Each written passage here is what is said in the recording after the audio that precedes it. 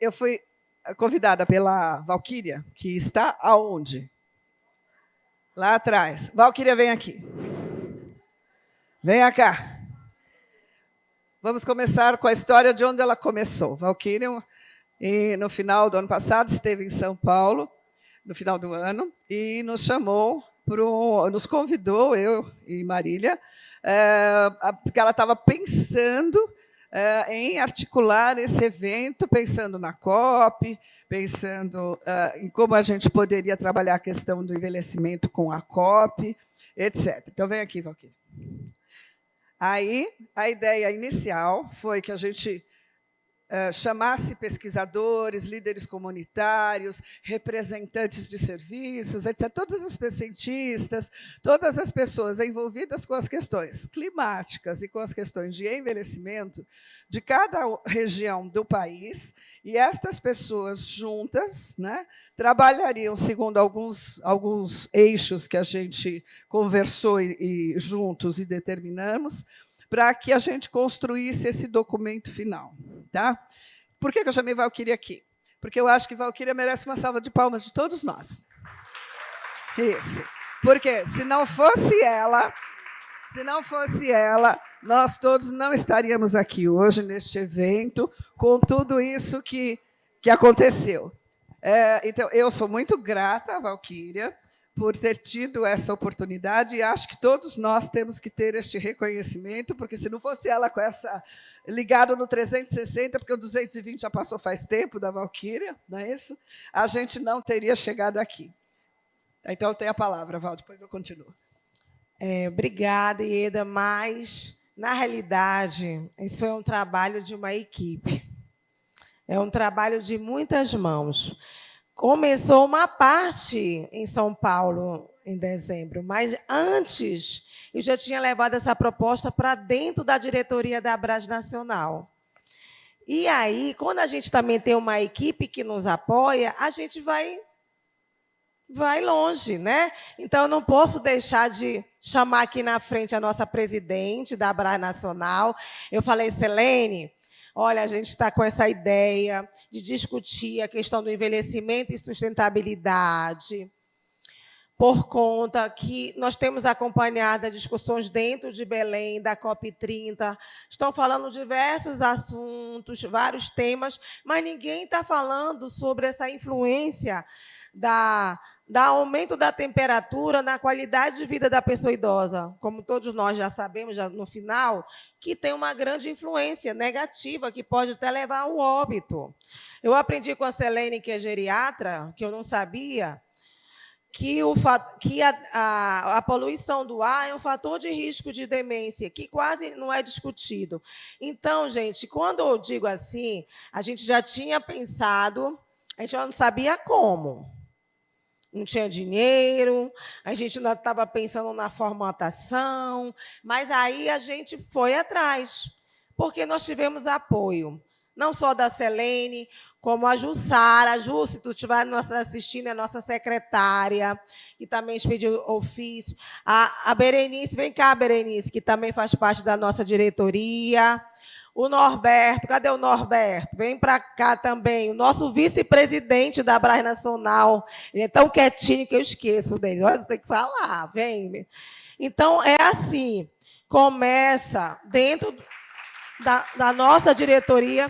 Eu também faço parte da diretoria, sou do Conselho Fiscal, mas estou a convite da Carla Núbia. Cadê a Carla Núbia? Olha, comprando joia. A Carla Núbia, antes, no mandato passado, vamos dizer assim, né, na gestão passada da Abras Nacional, ela era diretora científica da Abras Nacional. E aí ela criou várias comissões, e uma delas, ela me convidou para ser a coordenadora da Comissão de Políticas Públicas e Controle Social da Abras Nacional. E, a partir da gestão do doutor Rodrigo, nós começamos a fortalecer políticas públicas dentro das nossas regionais, que nós temos 21 regionais, a questão das nossas representatividades, tanto a nível nacional, no Conselho Nacional de Saúde, no Conselho Nacional do Idoso, e nos conselhos estaduais e municipais que a Abras está. E aí, quando a Selene me convidou para fazer parte do Conselho Fiscal, porque o Conselho Fiscal não é nem da diretoria, para dizer a verdade, mas eu sou enxerida. Aí eu estou lá no grupo, eu dou minhas ideias, eles acatam as minhas ideias. E aí as coisas vão acontecendo. Aí eu vou chamar o que a Carla fala, né, Carla? Quando a gente está perto de gente do bom, como é, Carla? Isso, é junto dos bons que a gente fica melhor. E assim a gente foi fortalecendo. E também eu não posso dizer assim, a Daiane, vem cá, professora Daiane, vem cá. Se é para dar nome aos bois, vamos lá. A Daiane é minha grande parceira aqui no Pará. Eu também invento as coisas, eu chamo ela topa. Ela inventa as coisas, ela me chama, eu topo. E assim, a gente está hoje aqui na Universidade Federal do Pará. A professora Daiane é professora do curso de enfermagem, daqui da universidade, coordenou a região norte, também deu total suporte, me ajudou nessa parte da logística, inclusive esse espaço, obrigada. Agradecer ao reitor da universidade por ter cedido esse auditório para nós. Esse auditório ele é pago, por conta até para ele se tornar autossustentável. Mas estivemos com a diretora do Instituto de Ciência Jurídica daqui, desse auditório, nos cedeu o espaço, né, Daiane? Então, eu agradeço. E aí eu fui conversando, chamando. Aí eu estive em São Paulo em dezembro, aí foi aí que entrou. Aí eu falei com a Marília, a Ieda, mas eu queria, tem dinheiro? Não tem, mas a gente vai arranjar. Bora pensar na parte metodológica. E assim a gente foi pensando. Quem poderia coordenar a região centro-oeste? Aí foi a Juliana, nossa presidente da Abras-DF. Quem poderia coordenar a região Nordeste? O Igor já foi secretário nacional da Abras Nacional, super parceiro, prestativo, eu digo, vai ser o Igor. Mas, Valquíria, esses temas eu não estou entendendo, mas tu vai entendendo. Não te preocupa. No Sul ficou a Berenice e a Luísa. No Sudeste, a Marília. Eu esqueci de alguém mais? Acho que não, né? E aí, a Marília convidou. Ieda, o Norte, a professora Daiane. Daiane foi do Norte, foi tudo. Aí, como foi que aconteceu? Né? Houve as discussões nos grupos de trabalho, foram convidadas outras pessoas, como a professora, a doutora Flávia, também faz do Grupo Nordeste, a Carla Núbia, e foi se discutindo as temáticas, e foi produzindo o documento. Né? E a ideia era essa mesmo, apresentar esse documento final, que é aí que a gente vai ter essa grande responsabilidade. Pedi até apoio da SBGG Pará, e aí eu peço apoio de todos vocês para que essa carta não fique só aqui entre essas quatro paredes, que ela passe os muros da universidade, que ela chegue às autoridades da COP30. Nós convidamos a Ana Toni, o André Aranha, ministro das Relações Exteriores, mas não aceitaram, porque aqui estão gravando? Pode gravar.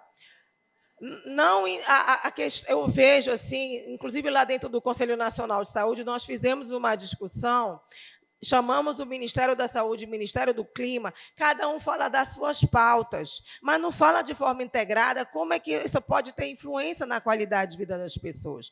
Eu também tinha muita dificuldade, que sou da área do envelhecimento. Ao decorrer desses meses, conversando, participando dos grupos de trabalho, que eu fui começar a compreender, mas ainda preciso aprender mais. Mas é esse o nosso esforço.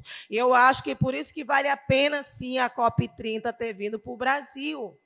Porque nos alertaram da importância, a gente fica pensando, esse negócio de separar lixo, é só modismo. Não, gente, é vital para a saúde do nosso planeta. Né? Então, é nessa perspectiva que a gente está aqui, junto, nesse propósito. Quer falar, Selene, por favor?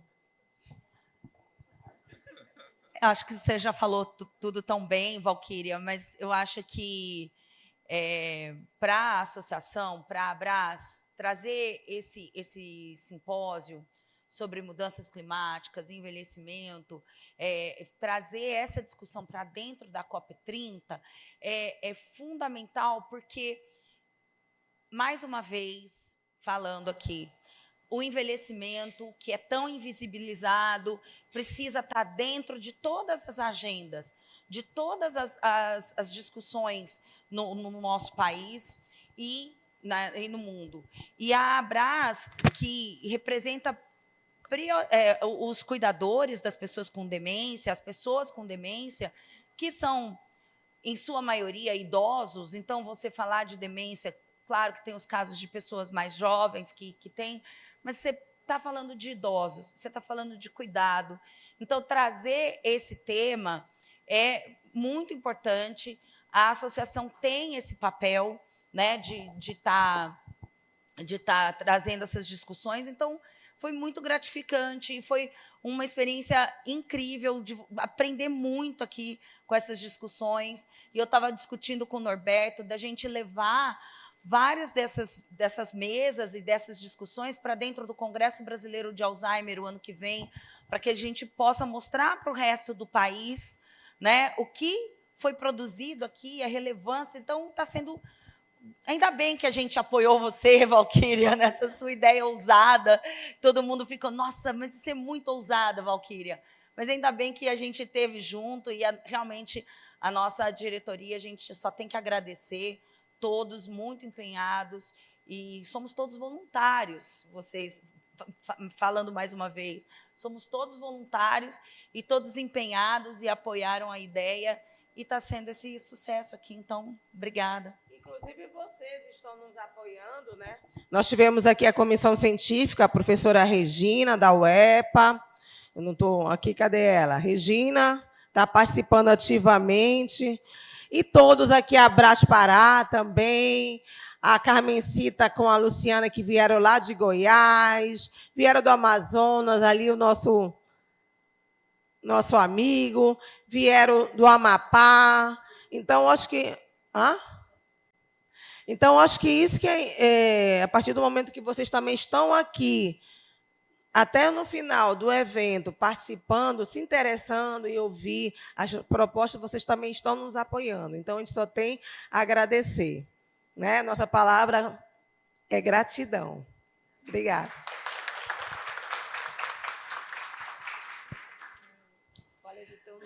Por isso que eu... Oi? Então, salva de palmas. Isso. Eu achei que era importante, antes da gente começar, a gente reconhecer e dar valor para as pessoas que realmente se mobilizaram por isso, personalizadas na pessoa da Valquíria, que eu acho que isso é fundamental. Às vezes a gente entra num evento, etc., vê tanta coisa acontecendo, mas não sabe exatamente como é que isso, quem que realmente deu o start para tudo isso. Então, eu acho isso extremamente importante. Tá? Então, assim, a gente está chegando no final e a gente não vai se estender. Eu quero convidar para subir aqui agora as pessoas que são as relatoras de cada uma das regiões que deu origem ao documento, que é a Carta Manifesto, que a gente vai ler, compartilhar com vocês daqui a pouquinho.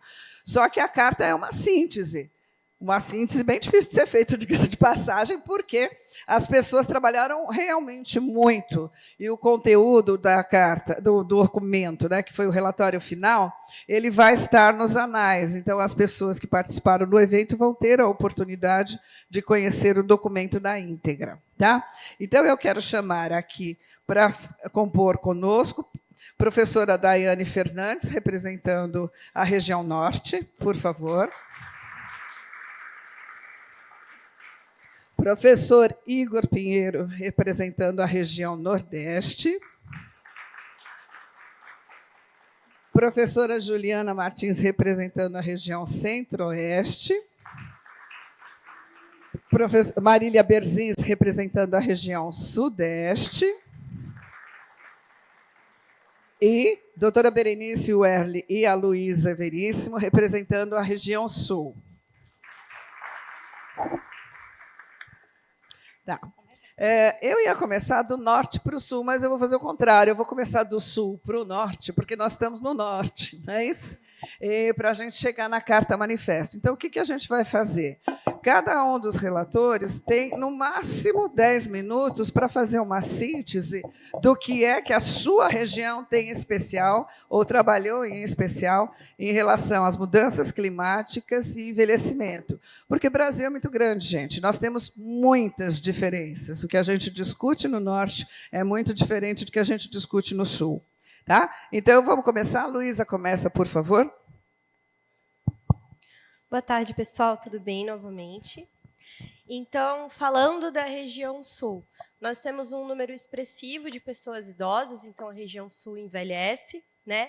Nós temos uma grande diferença de povos, então nós temos várias culturas englobando culturas mais europeias, mas nós também temos, né, os povos indígenas, os quilombolas por lá também. E em relação às mudanças climáticas, acho que todas as pessoas que estão aqui, quando pensam no sul do país, pensam em regiões muito frias. E, ultimamente, algumas ondas de calor têm afetado essas regiões. E com as ondas de calor, além de todos os problemas que aqui a gente já discutiu relacionada a saúde mental, saúde física das pessoas, a gente também tem a ocorrência maior de vetores. Então, por exemplo, se a gente parar para pensar na dengue, né, é nessa época de maior calor, de calor mais intenso, onde tem maior proliferação. Então, em locais que tem um clima um pouco mais frio, tem uma menor ocorrência desses eventos. E com as ondas de calor, essas regiões começaram a sofrer mais com esse tipo de ocorrência, né? Só um exemplo. Acho importante destacar também o evento que ocorreu no Rio Grande do Sul, das enchentes, que foi um evento que, né, o Brasil inteiro se comoveu, e dizer que, pensando em tudo isso que foi dito, a gente precisa, de fato, pensar em políticas para refletir mais sobre as alterações climáticas na vida de todas as pessoas, mas aqui, sobretudo, na vida das pessoas idosas, que são muito afetadas por todas essas questões. Pensar em treinamentos específicos, né, pensando em desastres que podem acontecer no futuro, então, de como lidar com essas pessoas, porque pensando na situação do Rio Grande do Sul novamente, como que é lidar com pessoas muito idosas dentro desses abrigos, como o manejo das pessoas idosas, que já é difícil, mas nessa situação de muito estresse, e como é para essas pessoas recuperar as suas vidas. Então, acho que a gente precisa refletir sobre essas questões.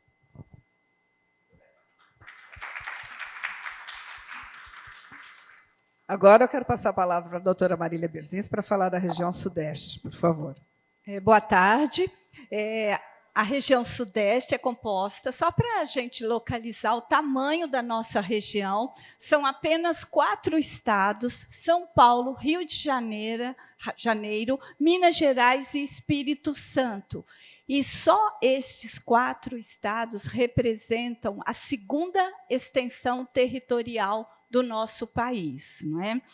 É um estado que, olhando, é uma região, melhor dizendo, quando se olha para o Brasil, que todos nós achamos que é a mais desenvolvida, maior concentração. Para vocês terem uma ideia, nós temos 40% da população brasileira distribuídas por esses 4 estados. Então, às vezes, a gente pode olhar para uma região tão desenvolvida e pensar que está tudo muito bem. Infelizmente, não está tudo muito bem. Quando a gente pensa que são 85 milhões de pessoas que residem nesses 4 estados brasileiros, nós temos 16,6% da população idosa brasileira que reside nesses 4 estados. Um destaque assim que é importante trazer: o Brasil tem 6 biomas. Dos 6, 3 estão nessa região. Então, eu vou destacar que é a Mata Atlântica, o que sobrou da Mata Atlântica, e a gente fala isso para dizer que é muito grave, o Cerrado, que ocupa uma parte do estado de Minas Gerais, e a Caatinga, que também está no estado de Minas Gerais. Bem, eu acho que a Lu, né, falou que o fato de estar lá embaixo não está tudo resolvido. A gente tem os problemas, e eu só estou sintetizando. Nós temos estiagens prolongadas, intensas. Nós temos chuvas, São Paulo é um exemplo disso, eu sou da região de São Paulo, e chuva em São Paulo para tudo, é um problema gravíssimo. Nós temos um bairro na cidade de São Paulo que fica muito tempo alagado, onde que impede as pessoas de saírem, e a gente tem também, por ser São Paulo, Rio de Janeiro, especialmente Minas, o efeito do gás estufa, né, que produz essa grande quantidade. Este, muito sucintamente, assim, um retrato da nossa região. E como nós trabalhamos em 3 eixos, né? O primeiro dele é envelhecimento e mudanças climáticas. Depois de discutir, aí a gente fez uma proposta síntese, eu só vou citar, não vou comentar para a gente otimizar o nosso tempo. Então, a proposta é cuidado integral e preventivo, investimento em mitigação e adaptação, e planos de emergências prioritárias, que foi o que a gente ouviu e que nos falta no Brasil como um todo. O eixo 2 foi demências e cuidados, né?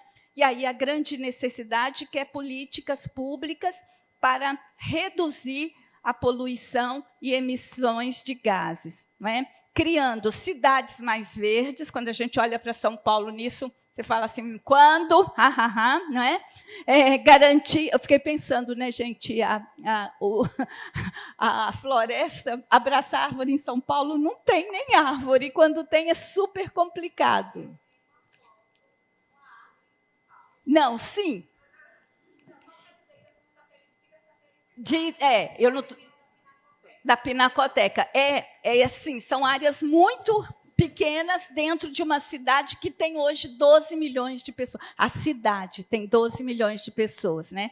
A garantia de ambientes climatizados e seguros e programas de cuidado integral com foco na prevenção, não é? Suporte psicológico e planos de contingência para desastres. O terceiro eixo, que é a ancestralidade, saberes tradicionais e relações intergeracionais. Qual é? A proposta do grupo é promover a equidade intergeracional, estimulando a convivência conjunta, né? A troca de saberes e prevenindo conflitos entre gerações, incentivar o diálogo e solidariedade entre jovens, adultos e pessoas idosas na família, escola e trabalho. E aqui a gente trouxe e cumpriu o artigo 22 do Estatuto da Pessoa Idosa, que inclui a temática de envelhecimento no nível básico, médio e assim vai. E enfrentar e combater o idadismo, uma vez que a gente está dentro dessa proposta toda. Então, isso foi o que a região trabalhou e me propôs, e agradeço também a colaboração de todos. Eu não sei se aqui, além de mim, da Ieda, a Carla...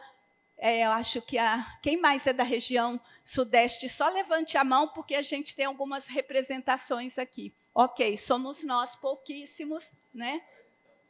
Presencialmente, agora, neste momento. Mas é claro que nós temos um grande número, obrigada, de pessoas nos acompanhando, então é isso que a gente propôs, e vocês terão, como a Ieda bem disse, na íntegra todo o resultado. Muito obrigada.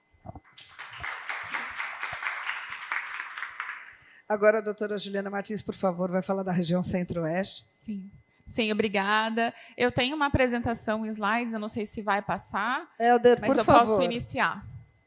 Pode passar a apresentação da região Centro-Oeste, por favor? Isso. Boa tarde a todos presentes e os que estão online acompanhando o evento. Meninos, eu preciso da apresentação da região Centro-Oeste, da doutora Juliana. Está como Centro-Oeste. Está como Centro-Oeste. Alguma coisa com Centro-Oeste. Por favor. Primeiro, eu queria agradecer essa oportunidade e também agradecer a Valquíria por ter cutucado a gente, insistido nisso. Entendo esse papel aqui como um papel de grande responsabilidade, falar em nome de uma região que, né, que é composta, inclusive, pelo estado de Goiás, Mato Grosso do Sul e o Distrito Federal.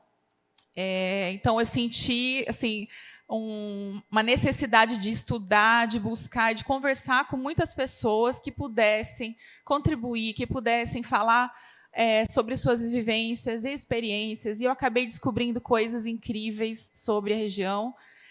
Por exemplo, que existem populações, comunidades quilombolas que vivem ali, povos indígenas que vivem ali, e a gente foi entendendo mais sobre as necessidades e sobre esse tema. Juliana, só um minutinho, querida. Helder, Claro, você querida. achou a apresentação da região Centro-Oeste? Não está lá? Eu mandei no WhatsApp da colega que estava no credenciamento. Mas não tem problema. Não tem problema. Dá Então para falar assim. E por isso nós fizemos 2 momentos, 2 encontros virtuais, e eu gostaria de agradecer aqui, nomear esse agradecimento à professora Ruth Lozada Menezes, que é a professora da Universidade Federal de Goiás, que fez uma mobilização na universidade para que a gente pudesse conversar com pessoas que não eram da área da saúde, porque a gente queria conversar com engenheiros, a gente queria falar com ambientalistas, biólogos, para a gente aprender e entender e preparar propostas que fossem realmente, que fizessem sentido. E ela fez essa mobilização, ela organizou o primeiro encontro virtual, nós conversamos sobre isso com especialistas, fizemos debates muito interessantes, e fizemos um segundo encontro, que aí, no caso, fui eu que organizei mais junto à UNB, a Universidade de Brasília, e também tivemos médicos e engenheiros ambientais e pessoas especializadas em mobilidade urbana para discutir como a crise climática, as mudanças climáticas estão impactando as pessoas. Então, foi esses 2 momentos de construção que eu gostaria de destacar, e uma equipe também é composta, por exemplo, pela Cristina Hoffmann, que colaborou com a gente. Pode passar para o slide das fotos, que aí eu falo de todo mundo. A Cristina, o Vicente Faleiros, que é uma grande referência na assistência social no Brasil, muita gente conhece. A Carmencita está presente, obrigada, Carmencita, colaborou com a gente. A Zirlei de Mato Grosso do Sul, a Vânia, do Conselho Nacional de Saúde, o Everardo, a Luciana, que está aqui com a gente também. Ali tem a Ruth e eu. Acho que só não tivemos o Mato Grosso, né? Só o estado do Mato Grosso. Eu tive essa preocupação de ter uma pessoa de cada estado. Infelizmente, não foi possível. Mas, assim, a gente entende que as pessoas têm que falar, têm que estar representadas, né? E a gente fala porta-voz, entre aspas, mas a gente tem limitação para fazer isso, né? A gente reconhece essa responsabilidade. Pode passar, por favor. Então, assim, a gente foi aprender e estudar sobre o nosso bioma, que é o Cerrado. O Cerrado é conhecido como berço das águas. É uma vegetação, né, é um bioma que tem essa característica de ter árvores menores, mas que tem raízes profundas e que se conectam com os lençóis freáticos, com toda essa água, né? E ali o mapa mostra como é centralizado nessa questão das águas. E é interessante porque é um deserto, ao mesmo tempo é o berço das águas, né? Inclusive, eu saí de lá com a umidade em 10%. Né? Está extremamente seca. A umidade está bem comprometida. Pode passar, por favor? Rapidinho. Próximo, por favor. Aqui, só para ilustrar um pouquinho da vegetação, pode passar o próximo. O que acontece lá, eu gostaria de destacar as queimadas, é um grande problema por conta da seca, por conta da vegetação que fica extremamente seca. Muitas queimadas criminosas e florestas, né, a nossa flona, a Floresta Nacional em chamas, todos os anos isso acontece, compromete muito a qualidade do ar. O agronegócio, né, o Tão Cerrado, ele está ameaçado pelo agronegócio, não é que não seja importante, né, mas não é a latinha, não é a sacolinha, não é a nossa coleta seletiva. O que está impactando a gente é isso aqui, gente. Essa imagem aqui, ó. Estão destruindo o nosso bioma para criar latifúndios para monocultura de soja e milho e criação de gado, né, e a pecuária. E uma outra ameaça também para a gente, especialmente em Brasília, é a construção de uma termoelétrica. uma usina termoelétrica, né? Então, tem campanhas, nós estamos mobilizados, mas é um impacto gigante, porque a termoelétrica ela aquece o ar e o solo num raio de 10 quilômetros. Então, um lugar que já é quente e seco vai piorar ainda mais a qualidade de vida das pessoas. Pode passar o próximo. Aqui foi o que a gente, o primeiro evento organizado pela Ruth. Próximo. E esse aqui, organizado lá por mim na UNB. Próximo. E aí, rapidamente, não vou ler as propostas, pode passar, por favor. É muito em função do protagonismo da pessoa idosa, do destaque para as populações vulneráveis, especialmente as quilombolas, que é uma população assim relativamente grande que vive ali na região e que tem muita dificuldade de acesso às políticas públicas. Então, unidades de saúde são longe de casa, são longe dos lugares onde eles vivem, eles têm dificuldade de fazer esse acesso. Próximo, por favor. Então, tem propostas relacionadas à educação, a acesso à saúde, protagonismo, em relação à poluição do ar, em relação à questão do marco temporal, por exemplo, né, questões mais ambientais que a gente reforçou. Pode passar o próximo, por favor. A questão da ancestralidade, então, que foi falado muito bem já em outros momentos aqui, é resgatar os saberes tradicionais, valorizar as populações que vivem nesses espaços, porque eles sabem cuidar do solo, sabem cuidar da terra, das árvores, e a gente precisa aproveitar esse conhecimento e transmitir esse conhecimento de forma intergeracional, porque essas pessoas estão envelhecendo e esse conhecimento está se perdendo enquanto sociedade. Então, acho que o chamado é a gente registrar e valorizar e passar para frente. Então, essa abordagem intergeracional, que inclusive é também o tema do nosso evento, né? Pode passar, por favor. E é isso. Só agradecer mesmo e a oportunidade. Obrigada. Obrigada, Juliana. Agora a gente vai passar para a região Nordeste com Essa é a flor do cerrado. Isso. O último slide é a flor do cerrado. É a flor do cerrado, gente. Então, Helder, por gentileza, a apresentação do Nordeste está aí com vocês. Igor. Não, a apresentação está no nome de Igor. Por favor, Helder. Isso.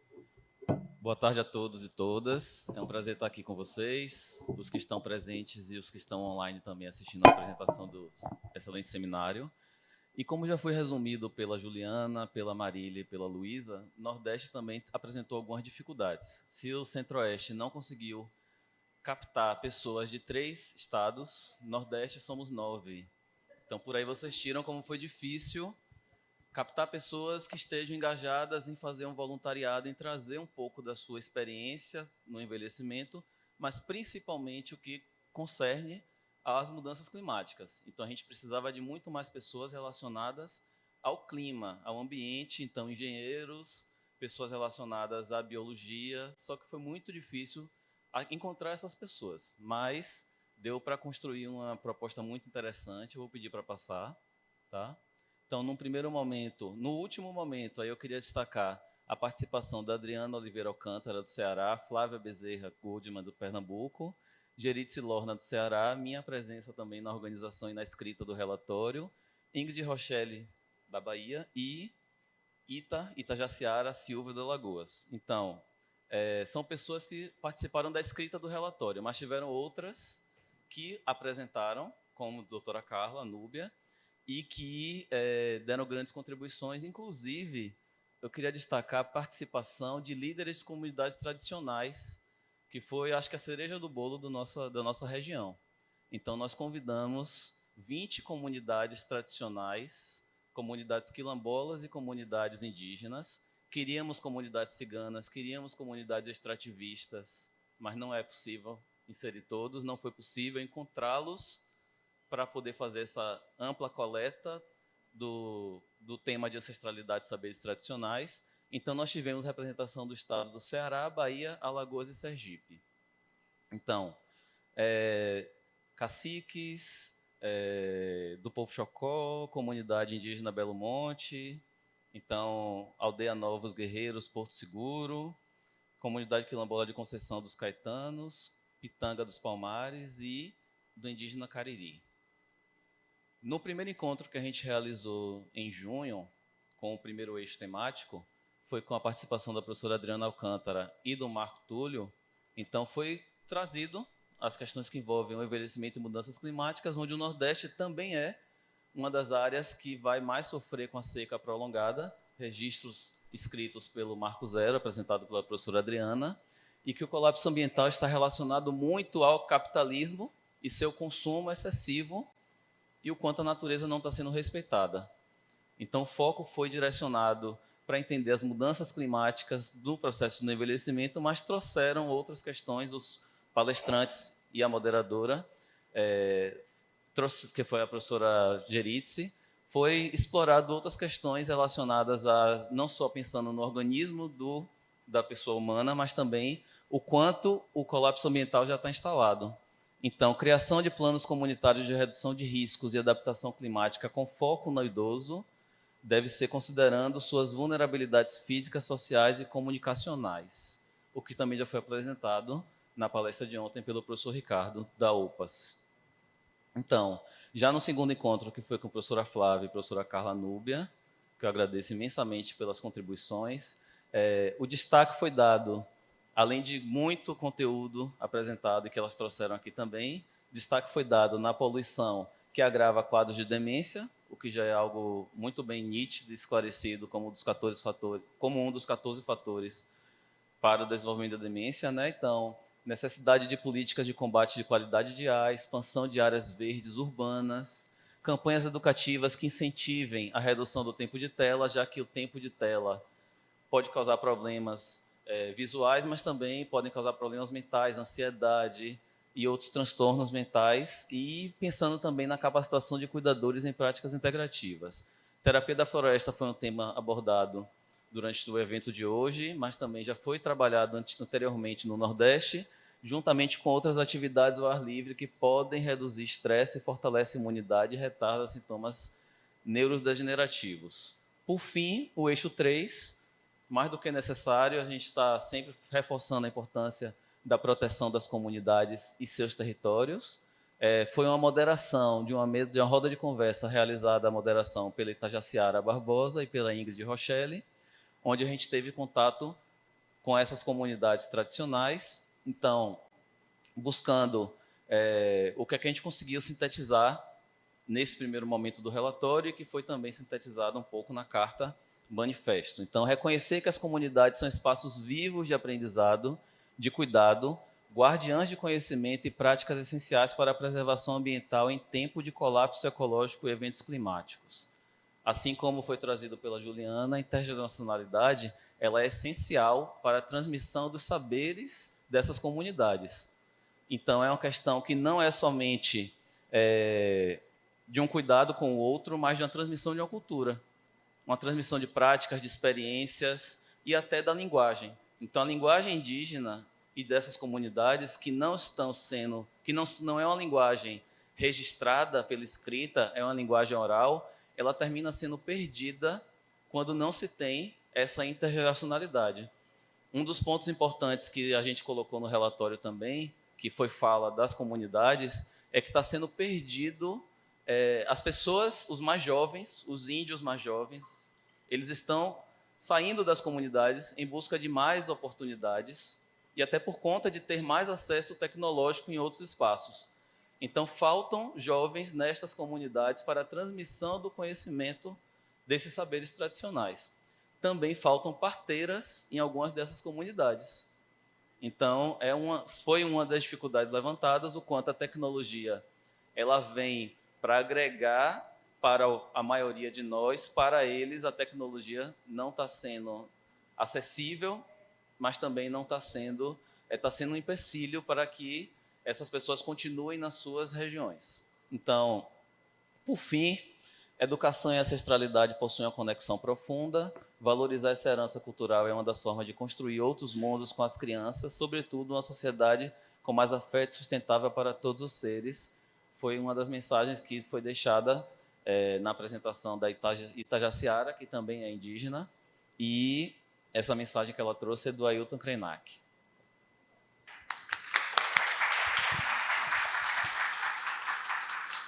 E agora, para a gente finalizar a apresentação das regiões e lermos a carta, o manifesto, eu queria convidar a professora doutora Daiane Fernandes, que vai falar aqui de onde nós estamos, da região norte. Obrigada, Ieda. Só pedir para ele colocar, por favor, a apresentação. Tá Daiane Tarde, ó. Ele vai localizar lá. Mas, gente, boa tarde. Né, eu gostaria assim de dizer inicialmente assim que foi um aprendizado compartilhar meses de trabalho com esse grupo, que foram meses, né? Eu falo, olha só, um evento de 2 dias, mas que muitas pessoas já vêm trabalhando há vários meses, né?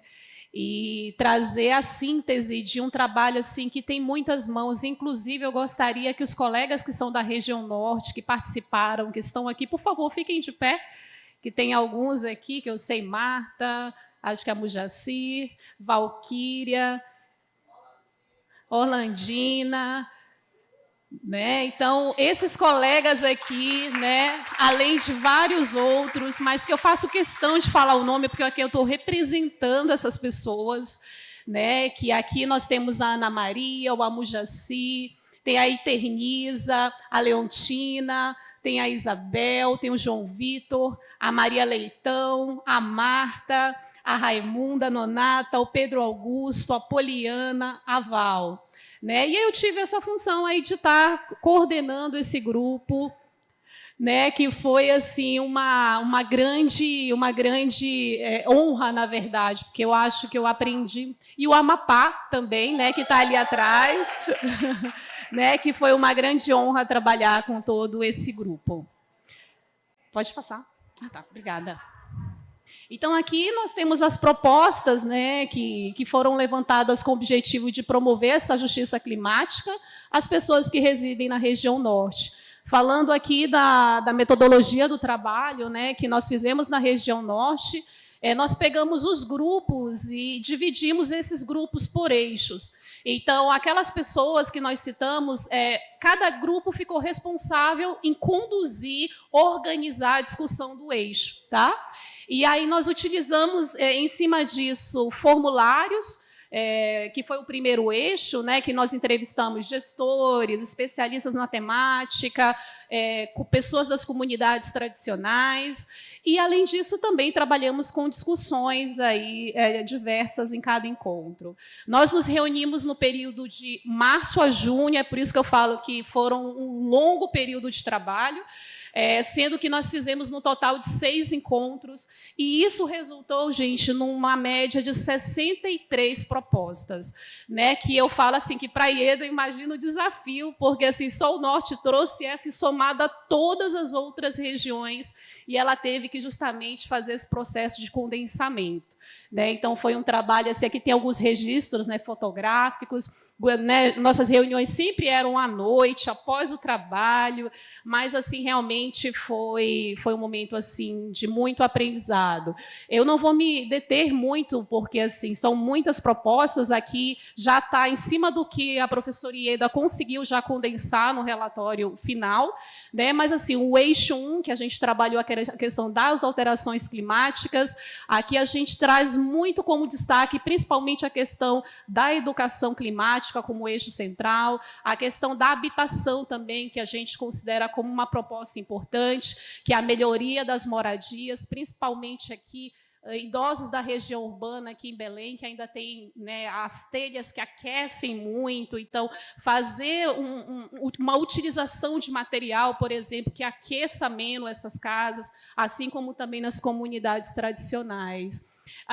Além disso, também uma outra coisa importante, só que eu gostaria de destacar aqui, são os benefícios energéticos que nós trouxemos como uma proposta. Nós temos muitos idosos que, no calor, gente, não tem condições de comprar um ventilador sequer, né? Que, então, se tenha benefícios para que essas pessoas, por exemplo, possam ter acesso mínimo, né, a isso. A questão da segurança alimentar também é uma coisa que eu gostaria de destacar. Por quê? Porque, principalmente nas comunidades tradicionais, com a seca, né, dos rios, muitas comunidades aí entraram no processo de insegurança alimentar.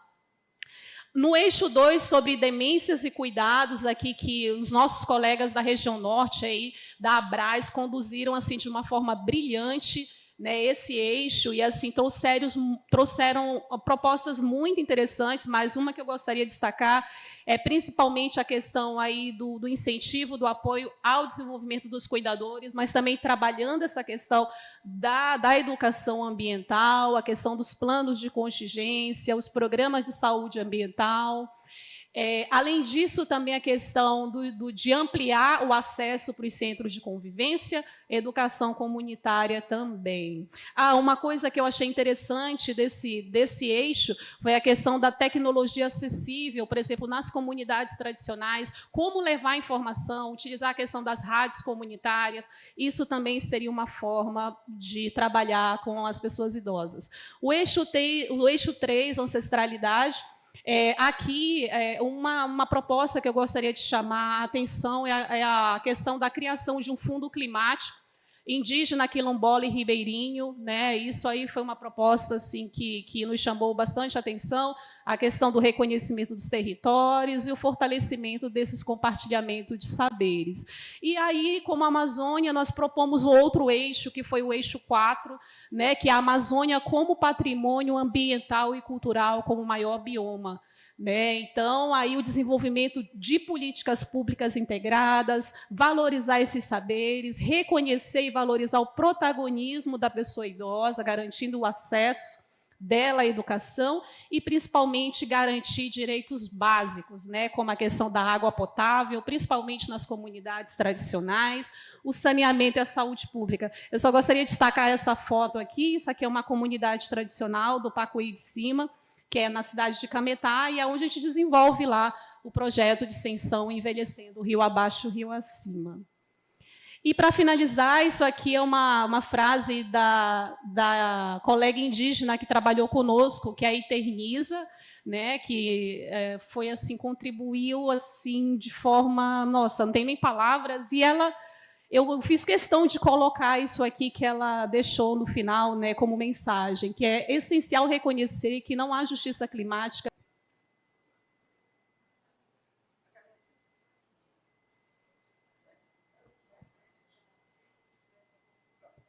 Muito obrigada, gente, muito obrigada.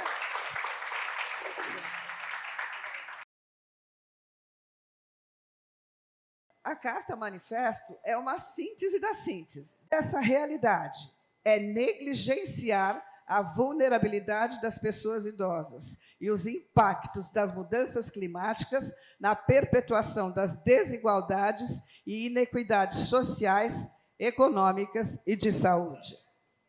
Reconhecer o envelhecimento populacional como parte central da agenda climática é essencial para promover justiça intergeracional, fortalecer a resiliência das comunidades e garantir que ninguém seja deixado para trás. Os nossos desafios que são inadiáveis.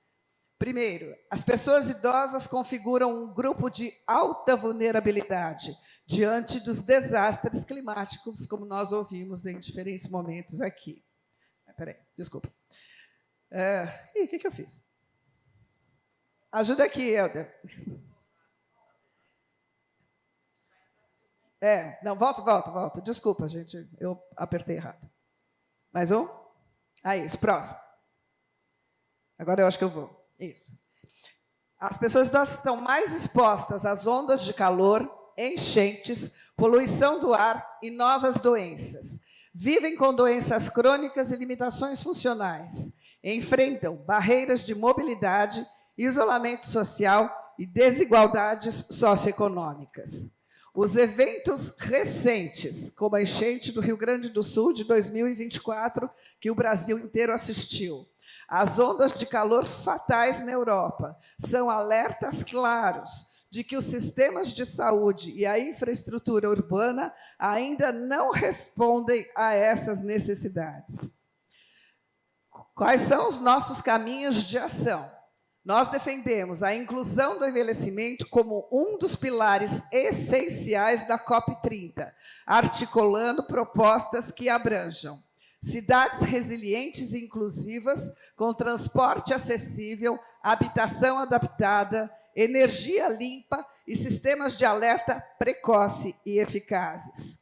Sistemas de saúde preparados, com profissionais capacitados para emergências climáticas, atenção primária preventiva e protocolos específicos para pessoas idosas e pessoas com demência. Proteção social fortalecida, evitando abandono, insegurança alimentar e solidão. Justiça climática e equidade geracional, reconhecendo as pessoas idosas como sujeitos de direito, detentores de saberes e experiências fundamentais. A ancestralidade e saberes tradicionais para valorizar os povos indígenas, os quilombolas, os ribeirinhos e os extrativistas como guardiões do clima e promotores de relações intergeracionais. O Brasil ele é muito diverso, mas ele precisa de uma agenda integrada. O Brasil reúne diversas manifestações climáticas que podem variar em intensidade e impactos a depender da região geográfica e do bioma. Sendo assim, cada região exige uma atenção específica para as suas vulnerabilidades, a saber, região norte, proteção da Amazônia, abrigos climáticos e valorização dos saberes tradicionais. Região centro-oeste, a defesa do cerrado, que é o berço das águas, a inclusão das comunidades indígenas e quilombolas e o enfrentamento das doenças crônicas. A região nordeste, combate às desigualdades estruturais e adaptação às secas severas. A região sudeste, o enfrentamento do calor extremo, da poluição e urbanização acelerada, com foco nas pessoas idosas. E a região sul, a preparação frente a enchentes e frio intenso e a expansão de cuidados para quadros demenciais crescentes. Quais são os compromissos para a COP30? Nós requeremos que a COP30 estabeleça financiamento robusto para pesquisa sobre envelhecimento, clima e saúde, políticas integradas entre meio ambiente, saúde, urbanismo e assistência social, participação ativa das pessoas idosas e suas organizações nos processos decisórios, educação em tecnologias inclusivas para prevenir, monitorar e responder às emergências climáticas. Qual é o nosso chamado à ação? Esse manifesto, esta carta-manifesto, é um chamado à comunidade internacional, aos governos, às organizações civis e a toda a sociedade sobre a urgência da inclusão do envelhecimento na agenda global. A crise climática é também uma crise de justiça geracional. Proteger e valorizar as pessoas idosas não é apenas um dever ético, é uma estratégia de futuro sustentável. A COP30 é a oportunidade histórica de unir justiça climática e justiça geracional, uma vez que o tema vem sendo negligenciado e invisibilizado em documentos oficiais internacionais, como os Objetivos do Milênio, os Objetivos para o Desenvolvimento Sustentável e nacionais, como as mudanças climáticas, o documento das mudanças climáticas para profissionais de saúde. É hora de transformar vulnerabilidade em protagonismo e construir juntos um mundo mais resiliente, solidário, justo e inclusivo para todas as idades. Muito obrigada.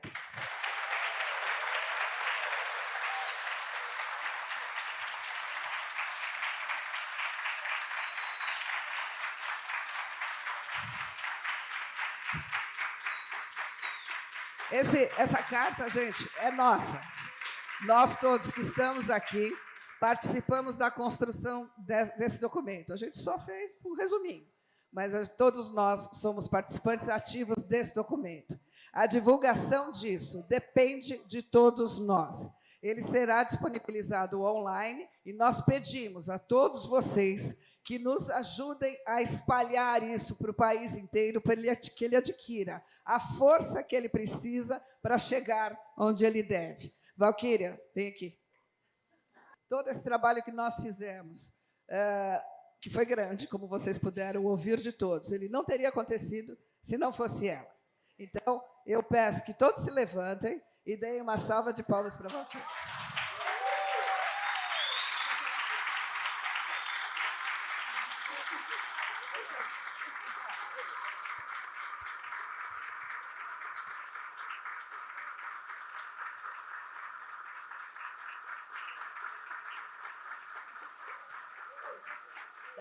A carta vai ser deixada, está na mão da Marília, ela vai ser deixada aqui na mesinha, para que as pessoas possam assinar. Acho que a Marília está querendo falar, é isso? Rapidamente. Não, uma questão assim de justiça, nós combinamos que a primeira pessoa que vai assinar simbolicamente, tá, gente? É um ato simbólico, porque a carta vai rodar muito, é a nossa presidente nacional da Abraço, né? Então, é a foto histórica que a gente precisa.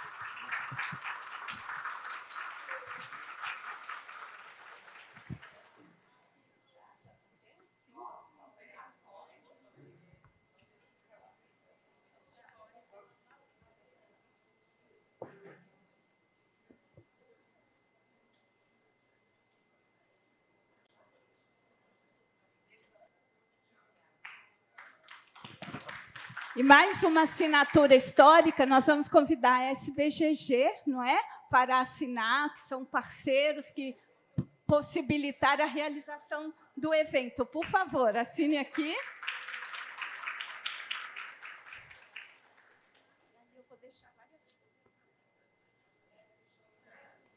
Mais uma assinatura simbólica, Carla, vem assinar aqui também. E, olha, nós temos várias folhas no final da apresentação musical. Aí todo mundo pode vir aqui e vamos assinar. Tá?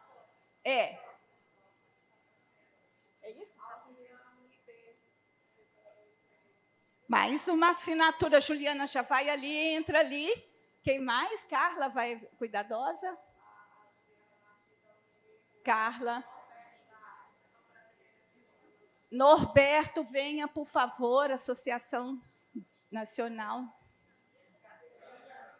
Academia Brasileira de Neurologia.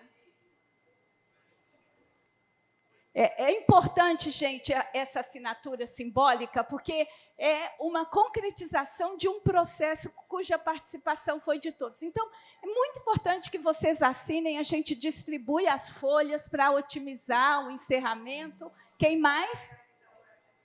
O FBA, professora, o PA, desculpa, né? Venha. É, Valquíria que está nomeando, viu?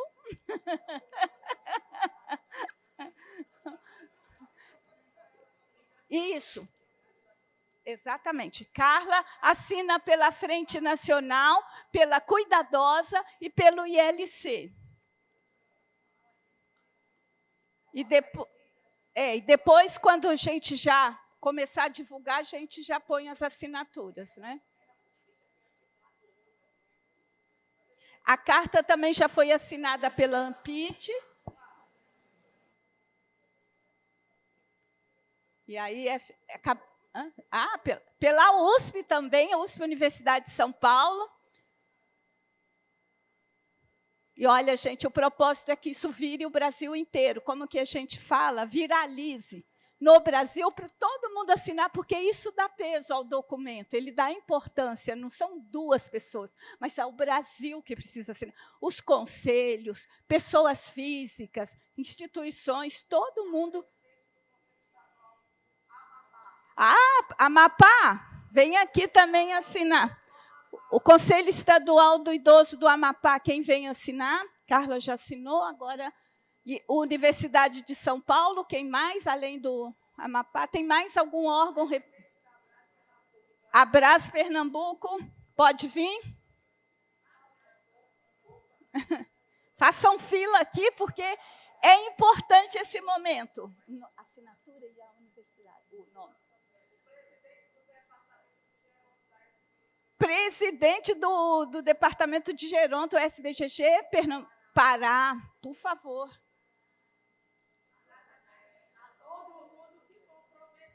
Agora, e divulgar. Presidente da Abraço Pará. Aê.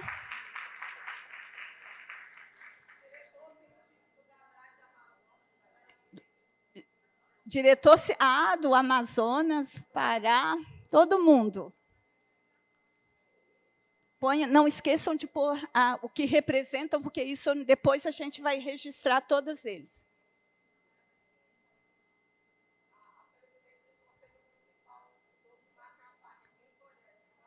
Gorete, Macapá, estão te chamando, vem aqui.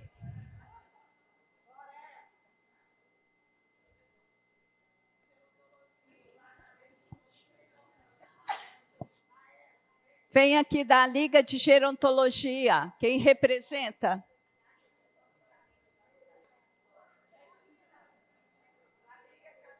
Liga Acadêmica de Gerontologia. Ali, ó, fica ali na ordem aqui, para tirar as fotos.